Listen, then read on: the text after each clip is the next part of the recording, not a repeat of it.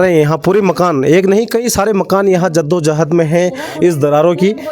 ये देखिए लोगों ने इस तरह से काम चलाओ सीमेंट लगाते जा रहे हैं। अरे बैठ गया हमारी जगह कहाँ रहते हैं हम। शाम को जब बारिश होता था हमको चिंता बहुत हो रही है यहाँ रहने का। और हमको ये कैसे रहूँ है ये। और यहाँ भी बैठ रहे हैं जगह, मेरे मकान सारे जा रहे हैं वहाँ नीचे, वहाँ छेद देख रही है वहाँ मकान में रहने का वो नहीं है हमको। तो और हमको बारिश होती है हमको डर लगता है, हम नदी में जाने के लिए तैयार हो रही है। जब वोट का टाइम आता है तब तो ये दिल्ली से रातों रात घर आ जाते हैं और देहरादून से यहाँ आ जाते हैं गांव में वोट मांगने के लिए। और लास्ट में जब गांव वालों की समस्या होती है तो उसमें ये चुप बैठे रहते हैं। नेता लोगों को भी मैं बोल रहा हूँ मकान सब पानी और जो टाका धार पड़ा मकान अब वो टूटने की तैयारी से गहरी होती रहती थी, पता नहीं चला। लेकिन जो सारी जो दरारें आई वो ये 6 महीने के अंदर आई। हाँ, ये दिख रही जमीन काफी डाउन हो चुकी है। कुछ ग्राम सभा बसगांव में जो है आज 54-55 साल हमें भी हो गए, हमारे बाप दादा ने भी देखा, नाना ने भी देखा, लेकिन हम पानी के लिए आज तक बूंद के लिए तरस रहे हैं। नमस्कार दोस्तों, इस वक्त मैं हूं जिला नैनीताल के बेतालघाट ब्लॉक के बसगांव ग्राम सभा में। दरअसल ये गांव इस वक्त जो है भू धसाव के दहशत में है, क्योंकि यहाँ लगातार मकानों में दरार आ रही है, खेतों में दरार आ रही है। यहाँ के जो लोग हैं वो काफ़ी डरे हुए हैं कि न जाने कौन सी ऐसी रात आएगी जब ये पूरा का पूरा गाँव नदी में समा जाएगा। एक तरफ नीचे खनन चालू है और दूसरी तरफ लगातार यहाँ से जो गांव वाले बता रहे हैं जब बारिश का टाइम आता है तो लगातार यहाँ से पानी का जो है वो रिसाव होता है। ये अब कारण क्या है, स्पष्ट कारण तो अभी तक किसी को नहीं पता। हालांकि यहाँ पर जो राजस्व विभाग की टीमें हैं वो यहाँ पर सर्वे करके गई हैं, लेकिन उन्होंने अभी तक स्पष्ट यह नहीं बताया कि यह रीज़न आखिर है क्या, किस कारण से यह भू धसाव हो रहा है, क्यों यहाँ पर दरारें आ रही मकानों में और क्यों इस प्रकार की घटनाएँ हो रही हैं। तो हमारे साथ में तमाम ग्रामीण महिलाएं आप देख सकते हैं, वो तमाम वो लोग हैं जो गाँव वाले इस वक्त डर के माहौल में जी रहे हैं। और हमारे साथ ग्राम प्रधान भी हैं। ग्राम प्रधान जरा एक बार बताइएगा, जो अभी राजस्व विभाग की टीमें यहाँ पर आई हुई हैं, चाहे पटवारी हों चाहे जितनी भी टीमें आई हैं, उन्होंने क्या बताया आपको, क्या रीज़न बताया इस चीज़ का? मैं दयाल सिंह नेगी जी, ग्राम प्रधान बसगांव, और न्यूज़ नेटवर्क के सभी दर्शकों को मेरा नमस्कार। जैसे कि आपको विदित है कि यहाँ पे दरारें आई हैं मकानों के नीचे और मकानों में भी आई हैं, जिसके कारण गांव वाले डरे हुए हैं। अब जैसी बारिश बरसात के टाइम पे हुई थी, अगर 2 दिन भी बारिश होती है ये और ख़तरा और ज़्यादा बढ़ सकता है गांव में। तो इसलिए आप लोगों का धन्यवाद जो आप यहाँ गांव में पहुँचे और हमारी समस्या का समाधान करने के लिए। और दूसरा ये है कि एडीएम लोग भी आए थे यहाँ पे 2 दिसंबर को, पटवारी जी आए थे, भू वैज्ञानिक आए थे और जेई आए थे जल संस्थान वाले। उन्होंने सबने सर्वे किया, लेकिन वो रिपोर्ट अभी तक आई नहीं है। एक बार हमने उसकी कंप्लेंट वहाँ ऊंचाकोट में जन की सरकार जन की द्वार वाली कार्यक्रम में दिया था विज्ञापन। तो उन्होंने बोला प्रधान जी ये तो देहरादून से टीम आएगी जाँच करने के लिए। और उसके बाद हमने फिर परसों सिमरखा में भी ये ज्ञापन दिया था, तो उन्होंने भी यही बोला था कि ये देहरादून से टीम आएगी। तो 1-1.5 महीने से अधिक समय हो गया, अभी तक देहरादून से टीम आने में आखिर कितना दिन नहीं, अभी देहरादून से आने में टाइम वो लोग मुझे लग रहा है कि पैदल आ रहे होंगे। अच्छा। इसलिए नहीं पहुंच पाए।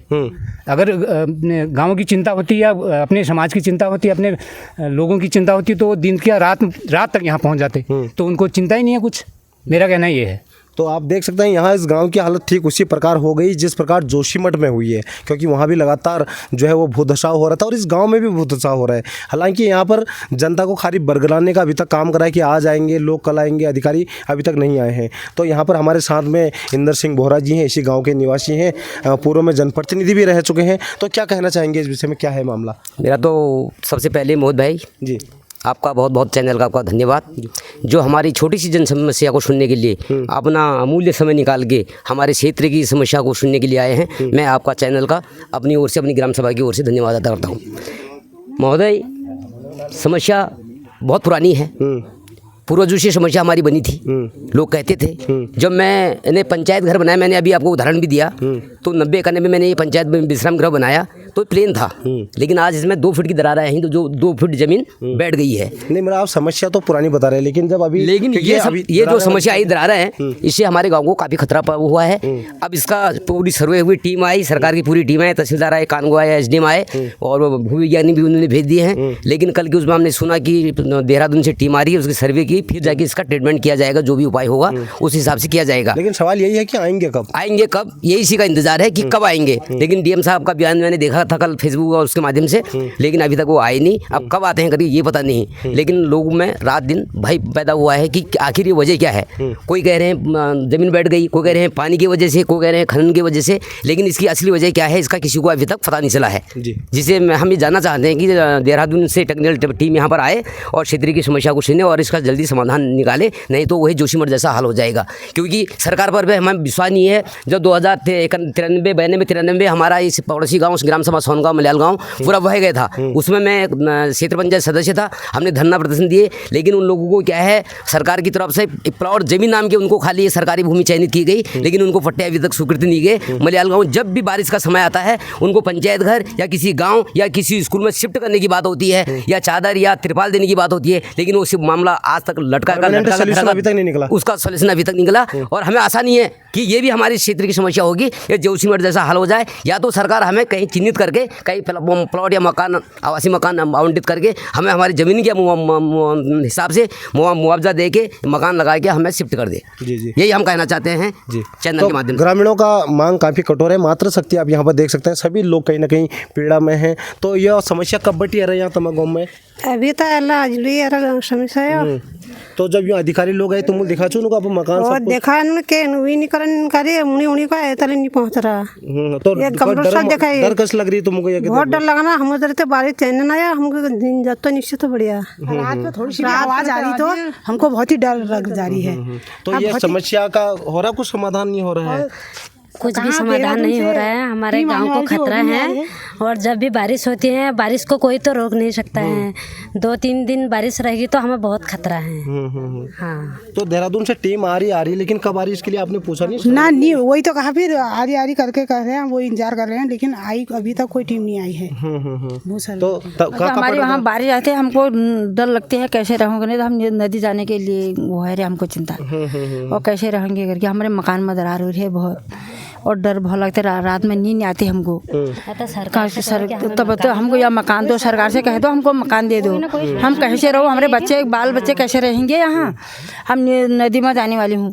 बिल्कुल। तो ये देख सकते हैं यहाँ बुजुर्ग अम्मा है, यहाँ पे है। अम्मा का दिन बेटी क्या रहे बोबाली मकान सब एदू पानी और एक टाका धार पड़े मकान। अब वो टूटने की तैयारी से, टूटने की तैयारी से और जगह सकन में। और ये से जिधर बारिश है उतना यार मन करे क्या कथा में ये हम कथा गुरु मरन दबिन डर लगी।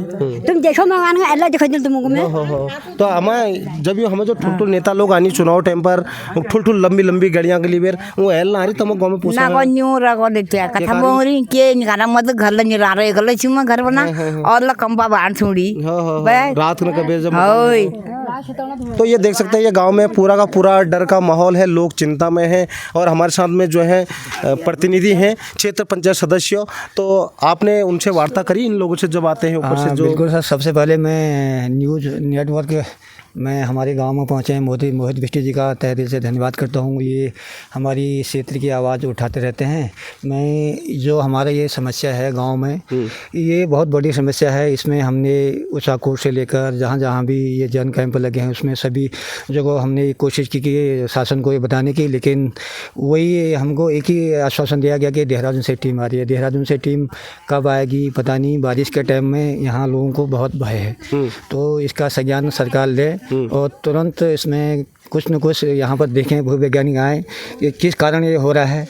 इतनी बड़ी बड़ी दरारें पड़ गई हैं जो मकान से लेकर खेतों से लेकर ऐसे पंचायत बहुत हर जगह ऐसा ध्वस्तीकरण की ओर जा रहा है। तो इसमें कुछ न कुछ सरकार यहाँ प्रशासन आए, टीम आए और इसका पूरा संज्ञान लेके उचित कार्रवाई करें। जी हाँ। तो ये तमाम ग्रामीण हैं, देख सकते हैं इनकी परेशानी है और इनका कहना यही है कि आखिर देहरादून से कब वो टीम आएगी, कब वो यह स्पष्ट कर पाएगी कि आखिर ये जो दरारें हैं ये भूदशाव है, इसका रीज़न क्या है एक्चुअल में, वास्तव में खनन है या फिर कोई और कारण है। क्योंकि अलग अलग गांव वाले इस कन्फ्यूजन में है कि आखिर किस चीज़ के लिए यह भूदशाव हो रहा है और लोग का जो है वो डर के मारे क्या हाल हो रहा है। मैंने अब तमाम लोग को मातृशक्ति की आवाज़ सुना दी, तमाम जो प्रतिनिधि यहाँ पर लोग हैं उनसे हमने बातचीत कर ली, तमाम लोग और हमारे सामने बैठे हुए।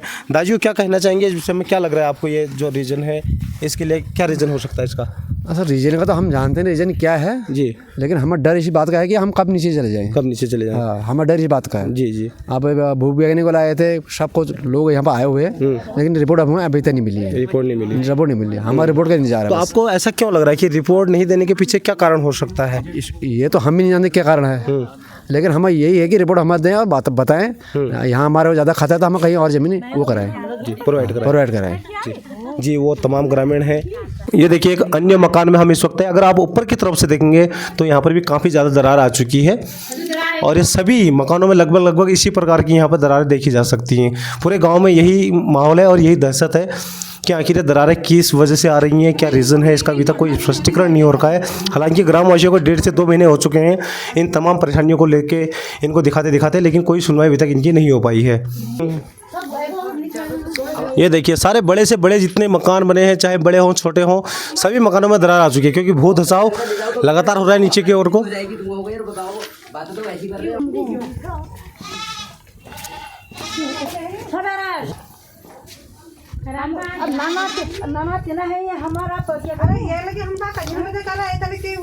तो तमाम जो ग्रामीण हैं आप देख सकते हो काफ़ी परेशान हैं और एक घर की हालत नहीं है, ये पूरे गांव की ऐसी हालत है कि हर घर में यहाँ पर दरार दिखाई दे रही है। ग्रामीण वासी काफ़ी ज़्यादा परेशान हैं और हर कोई अपनी दुखड़ा तो सुना रहा है यहाँ पर, लेकिन इनका कहना यही है कि आखिर इनकी सुनेगा कौन, क्योंकि चाहे जिला अधिकारी हो, उप जिला अधिकारी हो, पटवारी हो, हर कोई इनको यह समझाने की कोशिश तो कर रहा है कि देहरादून से जब टीम आएगी तभी स्पष्टीकरण होगा। लेकिन सवाल यही है कि स्पष्टीकरण होगा कब, क्योंकि 2 महीने बीत रहे, 3 महीने बीतेंगे, इसके बाद ऐसे समय बीतता रहेगा और ग्रामवासियों को ये डर लगी है न जाने कब एक रात ऐसी आएगी जब बारिश हो या फिर किसी दिन अगर हल्का सा भी भूकंप आता है तो इनका गाँव न जाने कोशी में समाएगा। ये लोग कहाँ जाएंगे, इनकी अपनी अपनी सबकी एक पीड़ा है। आप देख सकते हैं मायूसी इन सभी के चेहरों में छाई हुई है और लोग काफ़ी ज़्यादा परेशान हुए हैं।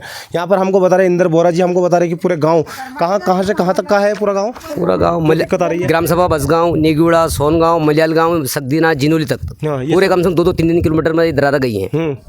इसकी बार हमने आज ही नहीं पहले भी हमने कई बार इसकी आवाज़ उठाई, लेकिन कुछ सुनने को राजी नहीं हुआ। उदाहरण ग्राम सभा बसगांव का तो मलियाल गांव है, जो आज तक सन एक बयान में 93 से आज तक उनको ना मुआवजा मिला ना आवाज़ मिले। मैंने वो बात आपको पहले ही बताई, आज बता रहा हूँ। बिल्कुल, क्योंकि एक तरफ कोसी नदी में लगातार हो रहा है खनन है और दूसरी ओर गाँववासी ऊपर उसी गाँव के ऊपर के लोग इतने ज़्यादा परेशान हैं, हद से ज़्यादा परेशान है और इनको मन में कहीं ना कहीं डर बैठा हुआ कि ये न जाने कौन सी रात आएगी जब इनकी रात आखिरी भी हो सकती है इनके लिए, क्योंकि जब कोई सुनेगा नहीं, प्रशासन ध्यान दे नहीं रहा है, शासन अपना मौन बैठा है। उनको तभी याद आती है 5 वर्ष में जब विधानसभा चुनाव आते हैं या फिर लोकसभा चुनाव आते हैं। निचली पंचायती चुनाव का तो ऐसे आप देख ही रहे हैं, लेकिन जब इनके सुनेंगे नहीं ग्रामवासियों की तो आखिर इनका कौन सुनेगा? सबसे बड़ा सवाल तो यही है। और भी इनको आखिर कब इन्हें अपनी ज़मीन का जो है इसका निस्तारण मिलेगा, कि जो ये समस्या है उसका समाधान कैसे होगा, आखिर गांववासी कहाँ जाएंगे, इसका अभी तक कोई ठोस उपाय नहीं है।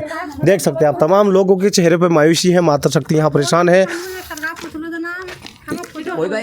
हमारे बाप दादा ने भी देखा, नाना ने भी देखा, लेकिन हम पानी के लिए आज तक बूंद के लिए तरस रहे हैं। या तो हमें सोनगांव जाना पड़ता है या हमें शिमलखा जाना पड़ता है। यहाँ तक आपने देखा डोलकोट तक हम पानी लेने के लिए जाते हैं। मेरी बात तो चलो गाड़ी है, मैं गाड़ी में ले जाता हूँ, बाकी ये लोग क्या करेंगे। बार बार शासन प्रशासन को भी दे दिया, ये हर घर नल जल के तहत योजना बनी, लेकिन गाँववासियों को संज्ञान में न लेते हुए जब लाइन पूरी 1 किलोमीटर खुद चुकी थी तब पता चला गाँव वालों को कि हमारा शो दे गधीरे से दिया। लेकिन गधीरे का पानी कैसा हो रहा है, ये इसकी बीमारी होती है और हर आदमी हर घर से हॉस्पिटल के चक्कर काट रहा है। और आज भी हम अब आए, आपकी बुलाए पर आए, हम पानी की समस्या देखने के लिए इस जेई को लेके गए थे, लेकिन इस समस्या का समाधान नहीं हुआ। हमने सारे गांव वालों को यहाँ पे तहसील में जाके धरना प्रदर्शन करके जिला अधिकारी के माध्यम से, उप जिला अधिकारी के माध्यम से डीएम साहब, कमिश्नर साहब, मुख्यमंत्री तक का लेटर दिया, लेकिन किसी ने हमारी आज तक नहीं सुनी। और बसगांव की पेयजल की समस्या जज की तस पड़ी है और आप आज आए हैं, आपका स्वागत है और मेरी पूरी उम्मीद है, मैं उसकी फोटो कॉपी भी आपको देता हूं जो हमने आगे डीएम साहब, कमिश्नर साहब और मुख्यमंत्री को ज्ञापन भेज रखा है तहसील के माध्यम से, लेकिन उसमें आज तक कहाँ सुनी नहीं हुई है। आज तक किसी ने हमारी गाँव वालों की बात नहीं सुनी है। और देखो ये नल सामने उदाहरण दे रहा है, पानी आया है हर घर नल या जल। अब किसी भी घर में जाइए तो वहाँ एक पानी का बूंद नहीं मिलेगा। जी जी, तो देख सकते हैं परेशानियाँ कई हैं लेकिन सुनने वाला कोई नहीं है, ये देख सकते हैं। तो इनका कहना है ये परेशानियाँ कई हैं, सुनने वाला कोई नहीं है, आखिर कौन सुनेगा इनका समस्या का समाधान। सब दिखा देंगे नहीं तुझे।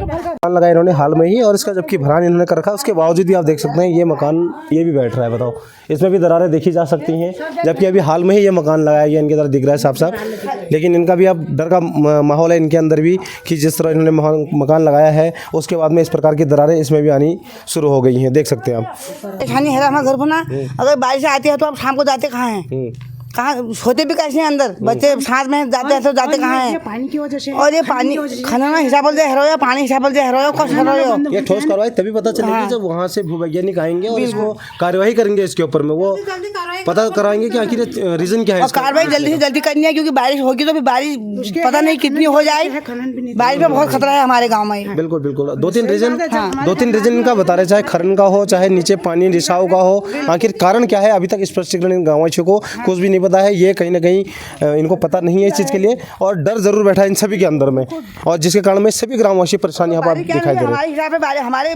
सुनी हुई धरना प्रदर्शन भी किया, लेकिन कितने महीने हो गए, लगा लो 1 साल 2 साल होने को जा रहे हैं। बिल्कुल बिल्कुल, बिना ग्रामवासियों को संज्ञान में लिए हुए, सारे गाँव वाले को, सब ग्राम प्रधान से लेके सारे गाँव वाले को, इतने लोग हम तहसील में गाड़ियाँ भर भर के गए थे। तो ये देख सकते हैं, ये वो ज्ञापन है जो इन्होंने पेयजल के लिए दिए थे, लेकिन उसके बावजूद भी पेयजल की भी कोई उचित कार्रवाई नहीं होने के कारण में इनको ना तो पीने का पानी मिल रहा है, एक तरफ यहाँ जहाँ भूदसाव हो रहा है वहीं इन लोग को पीने के पानी के लिए भी आज भी लाले पड़ रहे हैं। एक तरफ कई सारी योजनाएं प्रधानमंत्री, चाहे वो पानी विद्युत योजना हो, चाहे पेयजल योजना हो, इन सभी चीज़ के लिए जो योजनाएं हैं वो लागू है, लेकिन इनको उसका भी लाभ इन ग्रामवासियों का कहना है कि अभी तक नहीं मिल रहा है।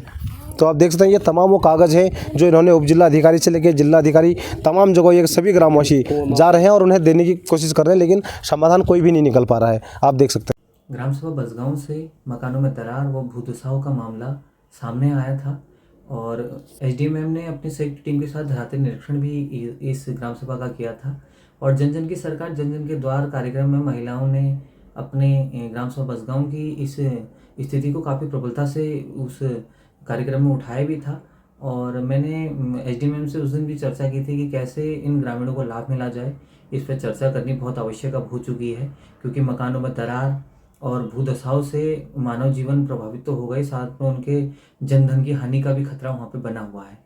तो मैं सभी से निवेदन करता हूँ, शासन प्रशासन से, कि इस समस्या को काफ़ी गंभीरता से लेने का विषय है, और मैं होने वाली बीडीसी में भी इस मुद्दे को प्रबलता से उठाऊँगा, और मैं बहुत जल्द एक शिष्टमंडल के साथ जिलाधिकारी व विधायिका जी से हम इस विषय पर विचर्चा करेंगे, और जो सिमर जैसी स्थिति हमारे इस ग्राम सभा बसगांव की ना बने, इस पर सरकार ने बहुत ही पैनी नज़र बनानी चाहिए, जिससे हमारे ग्रामीणों को लाभ पहुँचे, और बहुत जल्द से जल्द अगर वहाँ पे ऐसी स्थितियाँ होने के आसार हैं तो उन्हें विस्थापित कर कहीं नई जगह बसाया जाए, और उनके रोजगार से लेकर उनके मानव जीवन कैसे सरलता सहजता से बीते, इस पर भी सारी व्यवस्थाओं पर शासन प्रशासन ने काफ़ी गंभीरता से इस विषय को लेना चाहिए।